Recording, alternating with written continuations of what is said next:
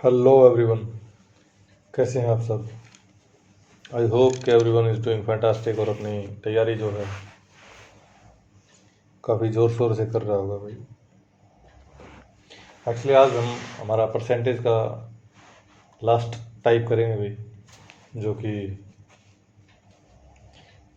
Miscellaneous है भाई। ठीक है, लगभग हमने सभी टाइप्स जो इम्पोर्टेंट हैं, एग्ज़ाम ओरिएंटेड है, वो सभी कंप्लीट कर लिए हैं भाई।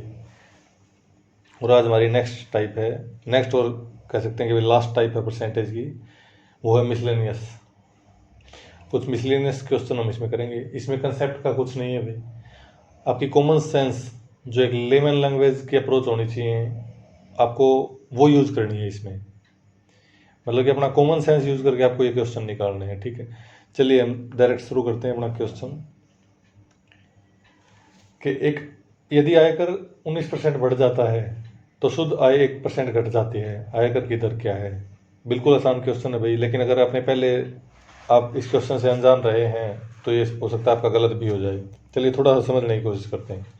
मान लीजिए आपकी मंथली सैलरी है 10,000 रुपये ग्रोस। उस पर आपका टैक्स कट जाता है भाई 1,000 रुपये, तो आपको नेट कितने रुपए मिलते हैं, नेट इनकम बोल देते हैं, आपको मिलते हैं 9,000 रुपये। आपकी सैलरी मान लीजिए उसके 2-3 महीनों तक 10,000 ही रही, और कंपनी वालों ने बोल दिया कि भाई आपको अब 1,500 रुपये टैक्स देने पड़ेंगे। मतलब कि 1,500 रुपये टैक्स के रूप में देने पड़ेंगे। अगर 1,500 कट जाते हैं आपके टैक्स के रूप में, तो आपको फिर कितने रुपए मिलेंगे, 8500। और फिर कंपनी कहती है भैया कोई बात नहीं, आपका टैक्स और बढ़ेगा, और वो बढ़ के 2,000 रुपये हो जाएगा। 10,000 आपकी ग्रोस इनकम थी, फिर आपका टैक्स 2,000 रुपये कर दिया गया, तो अब आपको कैश कितने रुपए मिलेंगे, नेट इनकम आपकी क्या हो जाएगी, 8,000 रुपये। आपको यहाँ क्या समझ में आया। यहाँ एक छोटा सा लॉजिक पकड़ें, जैसे इनकम टैक्स यहाँ बढ़ा 500 रुपये, वैसे ही आपकी सैलरी यहाँ 500 रुपये घट गई। फिर आपका टैक्स यहाँ 500 रुपये बढ़ा, वैसे ही आपकी यहाँ सैलरी घट गई। क्या मतलब है, मतलब कि 8500 से 8,000 हो गई, यहाँ भी 500 रुपये घट गई।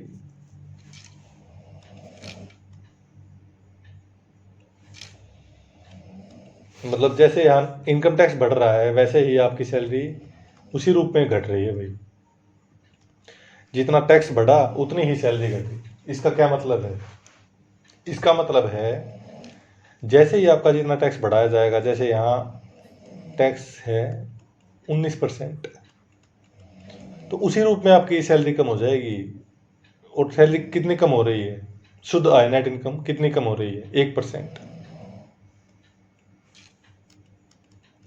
यानी कि टैक्स का 19% बराबर है नेट इनकम का 1%।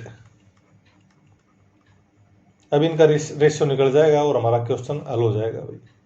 ये मैंने आपको पहली क्लास में बताया था कि आमने सामने वाली वैल्यू उनकी खुद की हो जाती है। जैसे टैक्स के बराबर में कितना है, 1%, तो टैक्स कितना आ जाएगा, 1। नेट इनकम के सामने कौन सा है, 19%, तो इसकी वैल्यू क्या हो जाएगी, 19%। परसेंट से परसेंटेज कट जाएगा क्योंकि रेशियो में ले रहे हैं हम। तो ग्रोस इनकम उसकी कितनी हो जाएगी, जैसे मान लीजिए उसकी ग्रोस इनकम यहाँ हमने 10,000 मानी थी, और टैक्स उसका हो गया था 1,000 रुपये, तो नेट इनकम कितनी आ गई थी उसकी, 9,000 रुपये, सॉरी।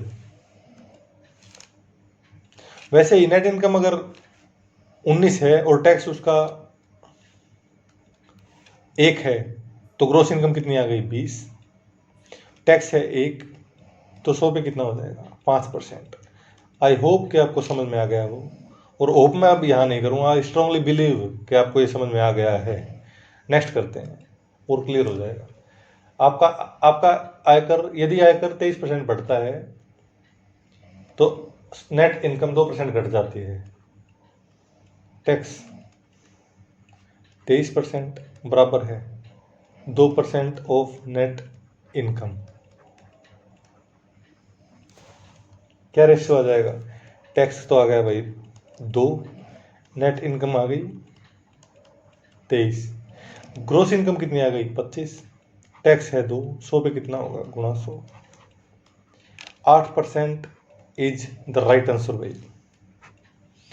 आज की क्लास कॉमन लैंग्वेज मतलब कि कॉमन सेंस वाले क्वेश्चन है।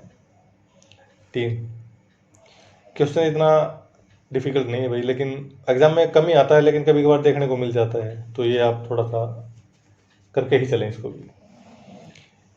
यदि एक आदमी की वार्षिक आय 2 लाख रुपए बढ़ जाती है, लेकिन आयकर 20% से घटकर 16% हो जाता है, यदि उसे पहले जितना ही आयकर भुगतान करना पड़ता है, तो उसकी बढ़ी हुई आय क्या है? मान लो उसकी पहले इनकम थी ये, और पहले उसको कितना टैक्स देना पड़ता था 20%। अब उसकी आय कितनी हो गई, इनकम प्लस 2 लाख, अब उसको कितना देना पड़ता है 16%। यदि उसे पहले जितना ही टैक्स भुगतना पड़ता है, यानी कि दोनों बराबर है।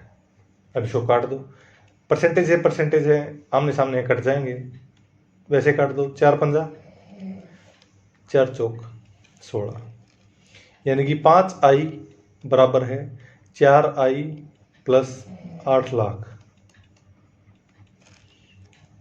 ये 4i इस साइड आगे घट जाएगा भाई, यानी कि 1i बराबर है 8 लाख। मतलब उसकी पहले इनकम हमने क्या मानी थी आई, जो कि कितनी आ गई है 8 लाख, और अब वो क्या बोल रहे हैं उसकी बढ़ी हुई आय है आई प्लस 2, यानी कि 8 लाख प्लस 2 लाख, बढ़ी हुई इनकम उसकी हो गई 10 लाख। 10 लाख हमारा एकदम सही उत्तर है भाई। कहाँ है फिर? नेक्स्ट करते हैं। एक आदमी की वार्षिक आय 5 लाख रुपए बढ़ जाती है, लेकिन आयकर 12% से घटकर 10% हो जाता है। यदि उसे पहले से 10,000 रुपये ज़्यादा कर चुकाना पड़ता है, तो उसकी बढ़ी हुई आय क्या है? उसकी पहले वाली आय मानते हैं भाई हम आई, इनकम। आई का मतलब इनकम ना भाई, ठीक है? कहीं आप कुछ समझ ना पाओ और कहोगे ये क्या लिख दिया। पहले उसकी इनकम मतलब कि सिर्फ ये थी, बाद में उसकी इनकम हो गई आई प्लस 5 लाख। ठीक है भाई। आयकर 12 से घटकर 10% हो गया, यानी कि पहले उसका आयकर जो है 12% लगता था, अब लगता है उसका 10%। यदि उसे पहले से 10,000 रुपये ज़्यादा चुकाना पड़ता है, मतलब कि आय बढ़ने के बाद उसे 10,000 रुपये ज़्यादा लगाने, मतलब ज़्यादा टैक्स देना पड़ता है।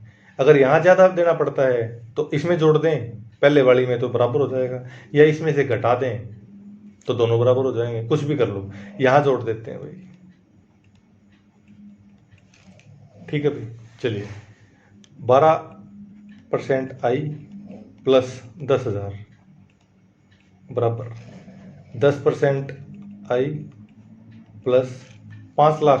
5 लाख कितना होता है भाई? इकाई, दहाई, सैकड़ा, हजार, 10,000, लाख, 10 नहीं, ये हो गया भाई 5 लाख। इसका 10% निकालेंगे तो क्या आ जाएगा? 2 जीरो से 2 जीरो, 5,000 और 10, मतलब 5,000 गुणा 10, 50,000। ठीक है भाई। अब 12i इस साइड है, 10i इस साइड है, ये इस साइड आके घट जाएगा, बच जाएगा कितना? 2% आई बराबर, और ये यहाँ प्लस का है, वहाँ जाके घट जाएगा। 50,000 में से 10,000 गए तो कितना बच गया? 40,000। यानी कि 2% की वैल्यू कितनी आ गई हमारे पास? 40,000। 1% की वैल्यू कितनी आ जाएगी? 20,000। 100% की कितनी आ जाएगी? 20 लाख। यानी कि उसकी पहली जो इनकम रही होगी वो 20 लाख रही होगी भाई। बाद में कह रहे हैं कि 5 लाख बढ़ा दी, बढ़ाने के बाद आय, बढ़ी हुई आय पूछ रहे हैं ना, तो 20 लाख में 5 लाख और जोड़ दो, कितने हो जाएंगे? 25 लाख। इकाई, दहाई, सैकड़ा, हजार, 10,000, लाख, 10 लाख। तो एग्जैक्ट उत्तर हमारा क्या आ गया? 25 लाख आ गया भाई। नेक्स्ट करते हैं। एक संख्या को 3/4 के बजाय गलती से 4/3 से गुणा कर दिया गया है।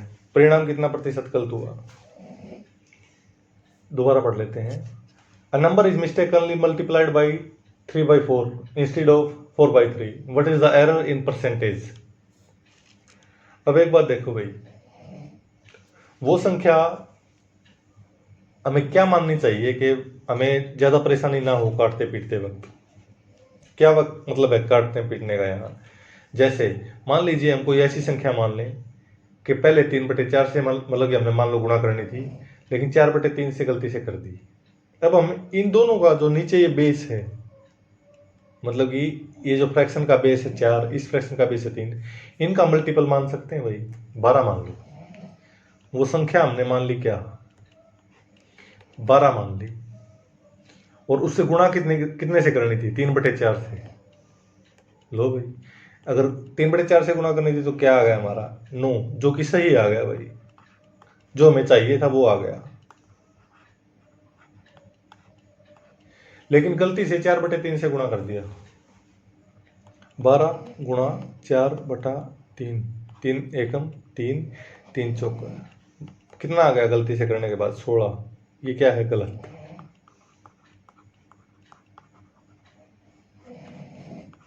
ठीक है भाई, अब क्या कह रहा है, कितने प्रतिशत गलत हुआ, आना चाहिए था 9, आ गया 16, कितना आ गया ज्यादा, 7 आ गया भाई। किस पे आ गया, 9 पे।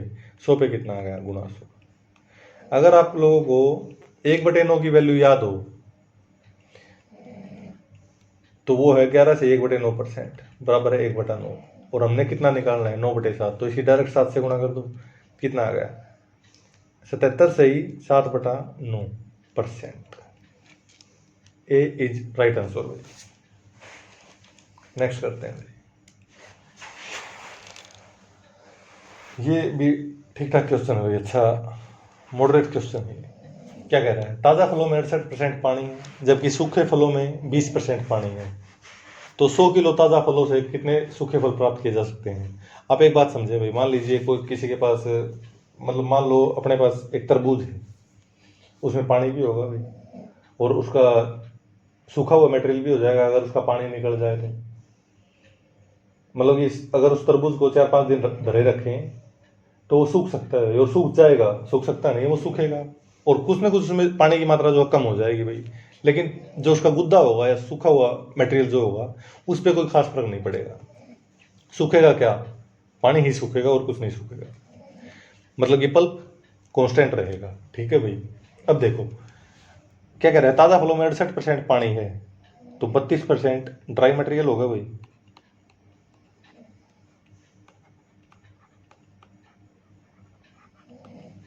बराबर है, और सूखे फलों में 20% पानी है, तो इसमें कितना होगा, 80% होगा भाई। सूखे फलों में 20% पानी है, तो सूखे फलों में 80% सूखा मटेरियल होगा।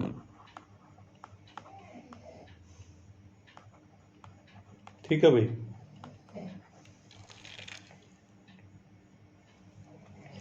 मतलब कि ताज़ा फलों में 68% पानी है, तो dry material in fresh fruits, सूखा material in stale foods. Stale food मतलब कि पुराना, सूखा हुआ लिख लो, सूखे हुए फलों में लिख लो, सूखे हुए फलों में। बस अगर आपको ये चीज़ समझ में आ गई है तो अब आपका इस तरह का कोई भी क्वेश्चन गलत नहीं हुआ। चलिए शुरुआत इसी से करते हैं भाई। ताज़ा फलों में 68% पानी है, तो 32% क्या है, सूखा हुआ मटेरियल। फ्रेश फलों में अगर 68% पानी है तो 32% सूखा हुआ मटेरियल है ना, और 80% सूखे हुए में तो है ही। चलो 32% ताज़ा फल, ताज़ा फल कितने हैं 100, तो 100 लिख लो यहाँ, 32 गुणा 100, अगर इसको परसेंट हटा के बटे 100 लेके आएंगे तो कट जाएगा भाई, बराबर है 80% ऑफ सूखे फल। 80% की वैल्यू है 32, 100% की वैल्यू कितनी हो जाएगी, 40 kilo. 40 is the right answer. मुझे पूरी उम्मीद है भाई कि अब मुझे निकाल के नहीं दिखाना चाहिए आपको, वैसे तो आपको सारा पता चल गया होगा कि 80% की वैल्यू क्या होती है 4/5, जो कि किसके बराबर दे रखी है 32 के। तो 1 की वैल्यू कितनी आ जाएगी /4 गुणा 5, 4 एकम 4 8 40 kilo. 40 kilo is right answer भाई। ठीक है, नेक्स्ट करते हैं। ताज़ा चेरियों में 99% पानी है, यानी कि 1% सूखा है भाई, मतलब कि पल्प है।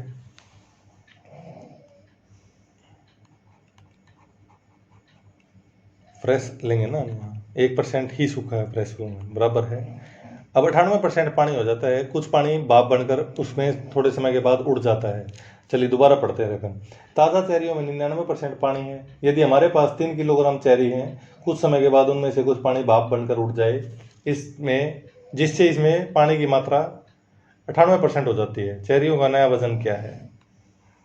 ठीक है भाई, अगर 99% पानी है तो फ्रेश चेरियों में 1% सूखापन होगा, और बाद में पानी सूखने के बाद 98% पानी है तो 2% सूखे चेरिया रह जाएंगी भाई। बस फ्रेश है कितने अपने पास 3 किलो, 3 गुणा 1% बराबर है 2% सूखी चेरियां। परसेंट से परसेंट कट जाएगा भाई, तो बच कितना जाएगा 3/2, यानी कि 1.5 kilo. 1.5 kg is the right answer भाई। नेक्स्ट करते हैं। ये थोड़ा सा अच्छा क्वेश्चन है भाई, लेकिन कंसेप्ट वही है जो पीछे हमने किया है। एक तरबूज का वजन 10 किलो है, ठीक है भाई, जिसमें 90% पानी है, ये भी ठीक है। 4 दिनों के बाद कुछ पानी वाष्प बनकर उड़ जाता है, और अब इसमें पानी की मात्रा 70% ही शेष रह जाती है। कितने किलोग्राम पानी का वाष्पीकरण हुआ? 10 किलोग्राम तरबूज का वजन है और 90% पानी है, तो 10 किलो में 10%, यानी कि 10% ही लिख लेते हैं, सूखा हुआ मटेरियल है भाई। ठीक है, कुछ दिनों के बाद, मतलब 4 दिनों के बाद कुछ पानी भाप बनकर उड़ जाता है, अब उसमें पानी की मात्रा 70% रह जाती है, यानी कि अब 30% ही सूखा हुआ तरबूज रह जाएगा। ठीक है भाई, अब निकाल लेते हैं। 100 से 100 कट गए, यानी कि आ गया 1। 30% यानी कि 3/10। 30% की वैल्यू है 1, तो 1% की वैल्यू कितनी आ जाएगी 100/30। 1% की वैल्यू आ गई ये। ठीक है भाई,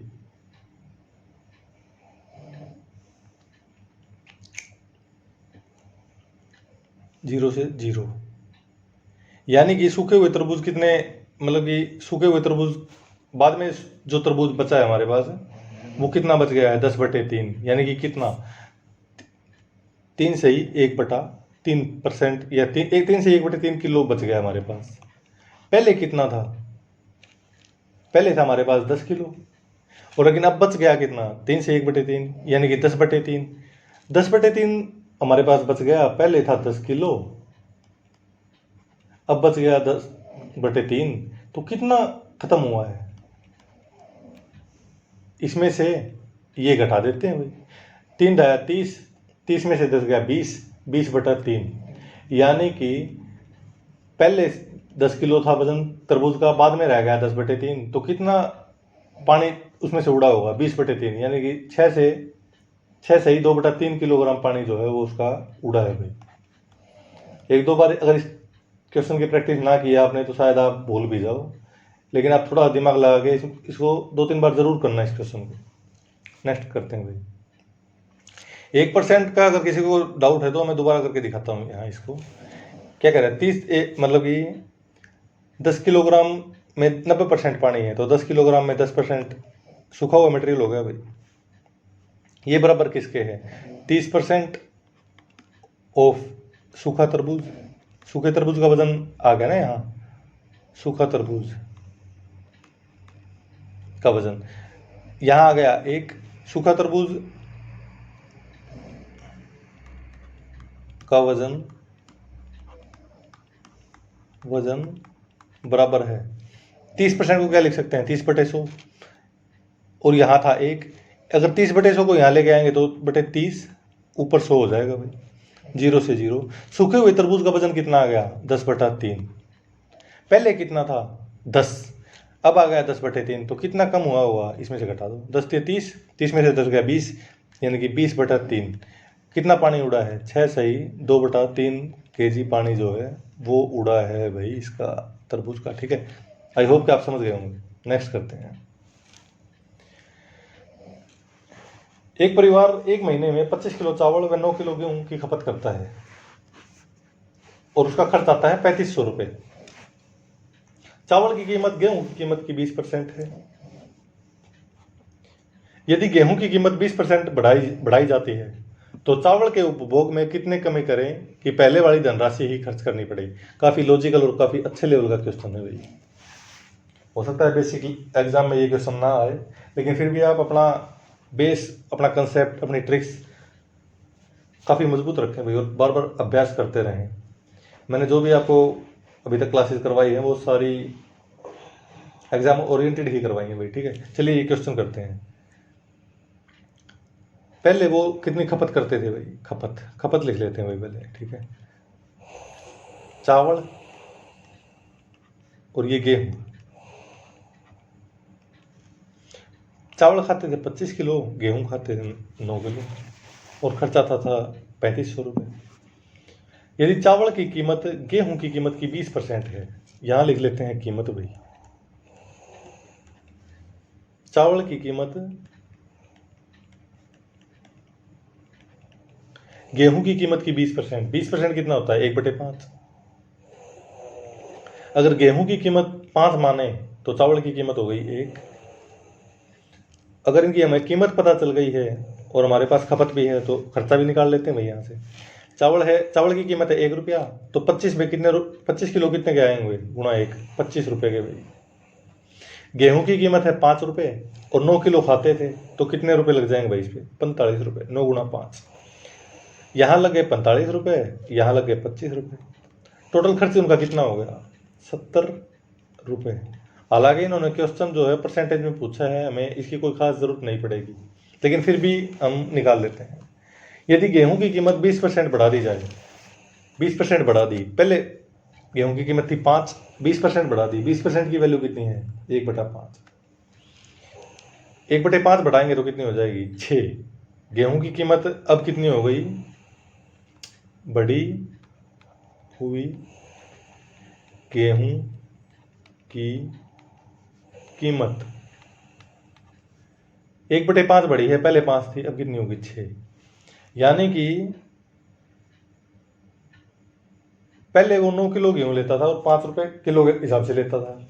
अब भी वो गेहूं 9 किलो ही लेता है भाई लेकिन गेहूं की कीमत हो गई 6 तो अब वो कितने रुपए खर्च करेगा गेहूं पे 54 रुपये। 9 गुणा 6 54 रुपये और उसको टोटल खर्च 70 ही करने हैं। 54 लगा दिए उसने गेहूं पे बच गए कितने 16 यानी कि अब वो 16 ही लगा पाएगा भाई चावलों पे। पहले लगाता था 25 अब लगाता है 16। कितने कम कर दिए 9 कितने पे 25 पे 100 पे कितने करेगा गुणा 100 25 से कम 25 चौका 36% जो है वो अपनी गेहूं की खपत कम कर देगा भाई यानी कि गेहूं के उपभोग में कमी कर देगा। 36% इज द राइट आंसर भाई।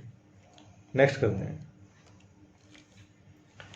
यदि किसी भिन्न के अंश को 40% बढ़ा दिया जाए अंश ये मान लेते हैं भाई वाई मान लेते हैं हर 40% बढ़ा दें 140 कर देते हैं भाई और हर को 60% कम कर दिया जाए 60% से कम कर दिया जाए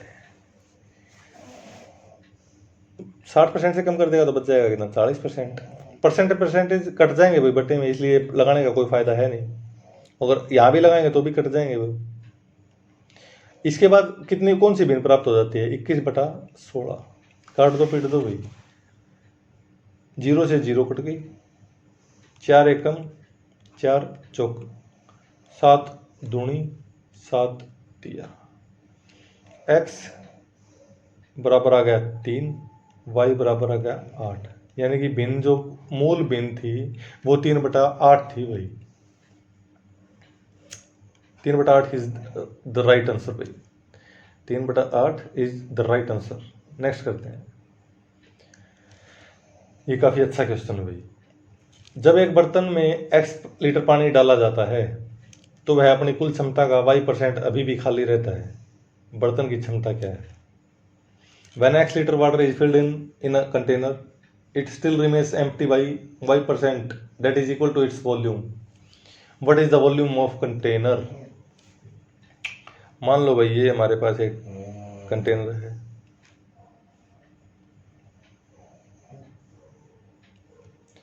इसमें x लीटर पानी डाल दिया। मान लो मैंने इसकी क्षमता ही 20 लीटर मान ली, हमने 20 लीटर उस कंटेनर की क्षमता मान ली, 10 लीटर उसमें डाल दिया, x जो कि x कह रहा है, मतलब कि x की वैल्यू हमने क्या मान ली?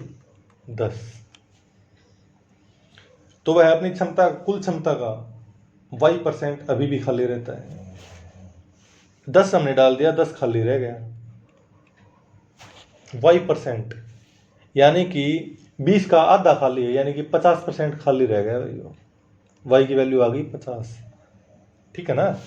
क्या कह रहा है? x लीटर पानी डाल दिया, मान लो हमने ये 10 मान लिया x के बराबर, x लीटर। उसके बाद जो खाली रहा वो आधा रहा, जो कि 10 है। कुल क्षमता का y% कितने परसेंट? 10 है। कुल क्षमता है 20 का x% बराबर है 10, 20 एकम 20 पंजे, यानी कि सॉरी y मान लो, यहाँ y बराबर आ गया 50% आ गया ना भाई y की वैल्यू। अब ये क्या कह रहा है? अब ये देख लो, ऑप्शन में रख के देख लो इसको। बर्तन की क्षमता उसने पूछी है, हमने मानी थी 20। ये रखो पहले सी वाला रखो, 50 और 10 60/100 नहीं आया, ये नहीं होगा। x माइनस वाई माइनस 40/20 नहीं आया। 100y 5000/90, 100 माइनस x, 100 में से 10 गया 90, ये भी नहीं आया। ये देखते हैं 100x, 100 गुणा 10, सॉरी ये मैंने 1000 कर दिया, माफ़ कीजिएगा, बटे 100 माइनस वाई, 100 माइनस वाई की वैल्यू है 50, 100 माइनस 50 यानी कि 50, 50 एकम 50 दूनी, ये आ गया 20, यानी कि ए इज अवर आंसर हुई। ठीक है, नेक्स्ट करते हैं। अनिल व सुनील के वजन में 3:2 का अनुपात है। जब अनिल का वजन 20% बढ़ जाता है तब दोनों का कुल वजन 28% से बढ़कर 64 किलोग्राम हो जाता है। सुनील का वजन कितने प्रतिशत बढ़ा? ये हो गया अनिल भाई, ये हो गया सुनील। इनके वजन में जो अनुपात है वो है 3:2। जब अनिल का वजन 20% बढ़ता है तो दोनों का कुल वजन 28% से बढ़कर 64 किलोग्राम हो जाता है, यानी कि 28% से बढ़कर, मान लो पहले 100 था फिर 128 हुआ, 128 मतलब 28% बढ़ के वो हो गया 64। 128 की वैल्यू आ गई 64, एक की वैल्यू आ गई इतनी, तो 100 की कितनी आएगी? 64 एकम 64 दूनी 2 एकम 50, यानी कि पहले उनका वजन कितना रहा होगा? 50, जो कि किस रेशियो में है? 3:2 में। 3:2, 3 और 2 5, 5 की वैल्यू है 50, एक की वैल्यू है 10, 3 की वैल्यू आ गई 30, 2 की वैल्यू आ गई 20, यानी पहले उनका वजन कितना रहा होगा? 30 और 20। ठीक है भाई, अनिल का वजन 20% बढ़ा देता है, 30 का 20% कितना हो गया? 6, बढ़ के कितना हो गया इसका वजन? 36। तब दोनों का वजन 28% से बढ़कर 64 किलोग्राम हो जाता है। पहले तो था इनका 50, अब है इनका 64, जिसमें से अनिल आ गया 36, तो सुनील कितना होगा? 28 होगा भाई।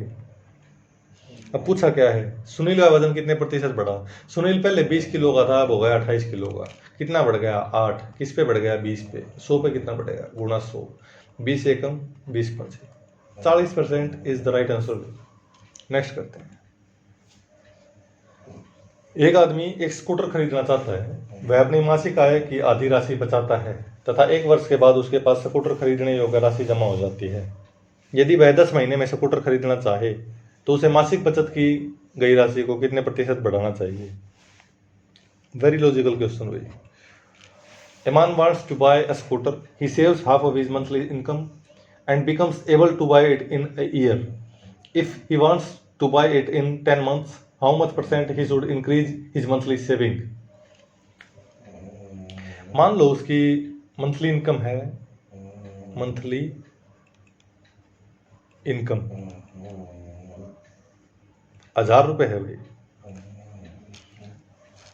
और मंथली वो सेविंग कितनी कर ले है, मतलब आधी बता रहा है ना, यानी कि 500 रुपये पर मतलब सेविंग कर लेगा वो, आधी राशि बचा लेता है। 500 रुपये सेविंग कर ली तो एक साल में कितनी बचा लेगा वो, गुणा 12, यानी कि एक साल में वो 6000 रुपये बचा लेगा। ठीक है भाई, और ये क्या कह रहा है क्वेश्चन में कि एक साल में वो स्कूटर खरीदने के लायक हो जाता है, मतलब उसके पास इतनी धनराशि जमा हो जाती है एक साल में कि वो स्कूटर खरीद सकता है, यानी कि स्कूटर की कीमत है 6000 रुपये। आगे क्या कह रहा है, यदि वह 10 महीने में स्कूटर खरीदना चाहे, ठीक है भाई, अगर 10 महीने में स्कूटर खरीदना चाहे तो उसे मासिक बचत कितनी करनी, मासिक बचत की गई राशि को कितने प्रतिशत बढ़ाना चाहिए। 10 महीनों में 500 के हिसाब से वो कितने रुपए जमा कर लेगा, 500 गुणा 10, 5000 कर लेगा भाई। और अगर वो उसको चाहिए कितने, 6000। अगर हमने परसेंटेज में उत्तर निकालना है तो इन रकम में कोई जरूरत नहीं है, तो परसेंटेज में ही ले जाओ इसको, मतलब कि अनुपात में ले जाओ, 3 जीरो से 3 जीरो काट दो।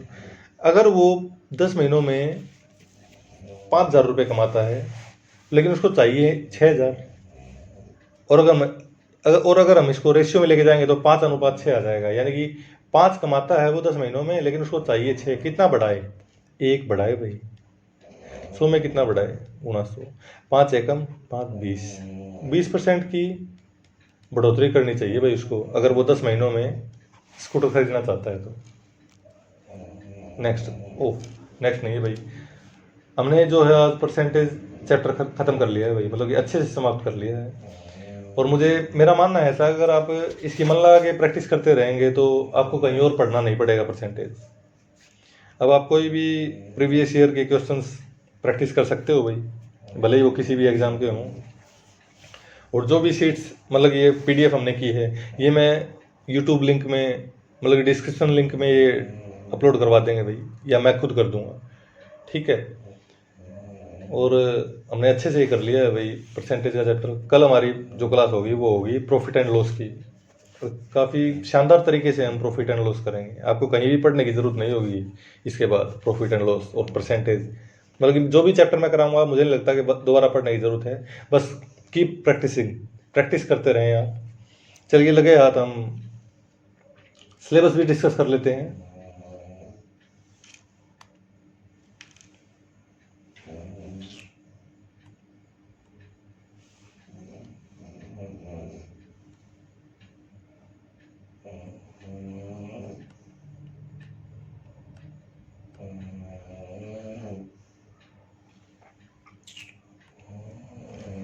सिलेबस डिस्कस कर लेते हैं भाई, चलिए।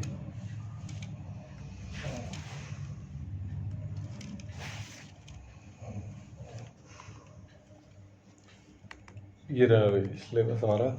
एक्चुअली ये जो मैं सिलेबस आपको कराऊंगा इस हिसाब से कराऊंगा भाई, ठीक है। ऐसा नहीं है, एक ऊपर नीचे भी हो सकता है कोई चैप्टर, तो ये देख लें पहले कि किस एग्ज़ाम के लिए इंपॉर्टेंट है भाई ये, मतलब कि किस एग्ज़ाम में ये चैप्टर काम आएंगे। SSC में आएंगे, CDS में आएंगे, NTPC, railway, post office, UPSI, MPSI, CSET, ठीक है भाई। पहले परसेंटेज हो गया हमारा, कंप्लीट हो गया भाई। Profit and loss, simple interest, compound interest, time and work, pipe systems, ratio and proportion, mixture alligation, average, partnership, age, time speed distance, problems on trains, boats and streams, race, data interpretation. हम सारे chapter एकदम तसल्ली बख्श करेंगे भाई, एकदम। और content में कोई कमी नहीं होगी भाई। वैसे आपने देखा होगा परसेंटेज में मैंने मतलब एकदम बेसिक से लेके अंत तक करवाया है, ठीक है। आई होप कि आपको ये क्लास बेहद पसंद आई होगी। अगर आपको ये अच्छा लगा हो तो आप ये लाइक, कमेंट, सब्सक्राइब और शेयर ज़रूर करें। और 15-18 लाइक कर दे भाई, 15 से 18 लाइक आप कर दे, आपकी बड़ी मेहरबानी होगी। शुक्रिया गाइस।